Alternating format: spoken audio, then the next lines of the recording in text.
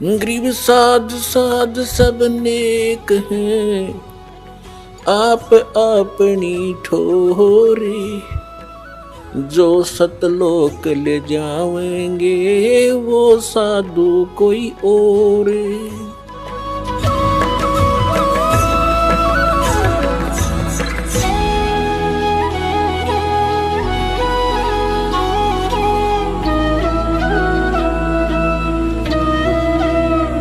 उस दिन भी जिस दिन परमात्मा उनको मिले, वो प्रतिदिन की तरह सुबह उठकर, ये गर्मियों का मौसम, सुबह वक्त से उठकर चल पड़ते थे। जहाँ वो रहते थे उनकी जुलाहा कॉलोनी से लगभग 4-5 किलोमीटर की दूरी पर वो लहर तारा तालाब था। प्रतिदिन वो सैर भी हो जाती थी, स्नान दोनों पति पत्नी वहाँ करके आते थे। वो भले ही मुसलमान बन गए थे लेकिन भगवान शिव को नहीं भुला पाए थे। अंदर से वो फिर भी पुकार उसी अपने इष्ट को ही सुनाते थे। उस दिन नीमा रोती हुई कह रही है, हे भगवान शिव जी, आप परम शक्ति हैं, आप देवों के देव हैं, महादेव हैं।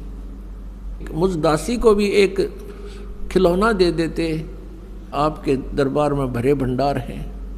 मुझे भी एक पुत्र दे देते, मेरा भी संसार में हिस्सा हो जाता। और दुनिया मेरे ऊपर कटाक्ष कर रही है, ना जाने क्या क्या कहकर हमें चिढ़ा रही है। ये परमात्मा आपकी दासी का जीवन सफल हो जाता।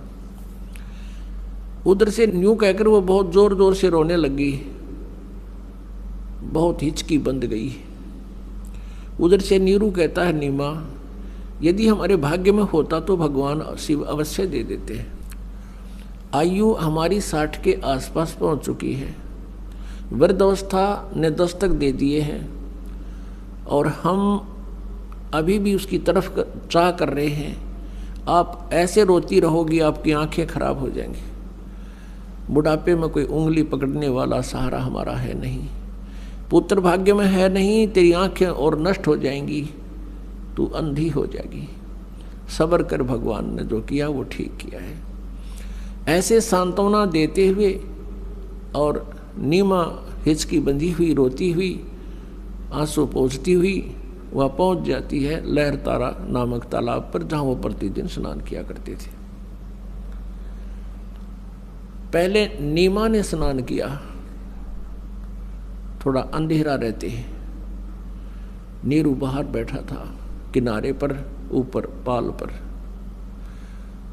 जब नीमा स्नान करके बाहर आ गई, नीरू स्नान के लिए लहर तारा तालाब में प्रवेश कर गया और ऐसे पानी से मल कर नहाने लगा, गोते लगा लगा कर स्नान करने लगा। जो वस्त्र पहन के स्नान किया था नीमा ने, कपड़े चेंज करके वो लहर तारा तालाब में पुनः किनारे पर पहुंची उस वस्त्र को धोने के लिए। उसी समय रोशनी हो गई थी, सुबह का उजियाला शीघ्र हो जाता है। थोड़ा सा अंधेरा छटा था, सामने एक कमल के फूल के ऊपर कोई वस्तु हिलती नजर आई नीमा को। नीरू तो नहाने में व्यस्त था, मस्त था। अब नीमा को पहले तो जब देखा कि लगता है कोई सर्प फन उठा रहा है, क्योंकि परमेश्वर ने, कबीर देव जी ने एक पैर का अंगूठा मुख में दे रखा था और एक को हिला रहे थे, जैसे बच्चा लीला करता है। अब नीमा ने ध्यान से देखा तो उस पर क्या देखा कि वो तो बालक है, वो नवजात शिशु है। अब वो जोर से चिल्लाई, अपने पति से कहा कि देखियो जी, कमल के फूल पर बालक है, कमल के फूल पर बालक है। अब नीरू ने सोचा या तो कति मेंटल होगी या पागल हो चुकी है लगता है इसके। अब इसको जल के अंदर भी बच्चे दिखाई देने लगे। हे भगवान, हे अल्लाह, इसको सद्बुद्धि दो दाता। वो फिर चिल्लाई, वो कहने लगा तू चुप रह नीमा, मानती नहीं मेरी बात। यहाँ जल में कहाँ से बालक आए थे। उसने फिर जोर से कहा कि देखना देखना वो डूबेगा बच्चा। अब जिधर वो हाथ कर रही थी, संकेत कर रही थी, उसी तरफ नीरू ने भी दृष्टि डाली तो देखा सचमुच एक बालक कमल के फूल में। अब उसने आव देखा ना ताव देखा, एकदम आगे बढ़ा क्योंकि गहरे जल में गया और उठाकर उस बालक को कमल के फूल समेत तोड़ के ले आया, उठा लाया, अपनी पत्नी को थमा दिया। अब वो उधर से नीमा ने उस बालक को सीने से लगाया। पुण्यात्माओं, जिस परमात्मा की खोज करते करते हमने युग बीत गए और जिस परमेश्वर के गुणों को सुनकर हम गदगद हो जाते हैं और हमारे रोंगटे खड़े हो जाते हैं, उस परमेश्वर को उस प्यारी आत्मा ने पुत्रवत प्यार किया, सीने से लगा, मुंह चूम्या उस बालक रूप परमात्मा का और माथे का लावे, कभी सीने से लगावे, सौ शुक्र मनावे अपने शंकर भगवान की।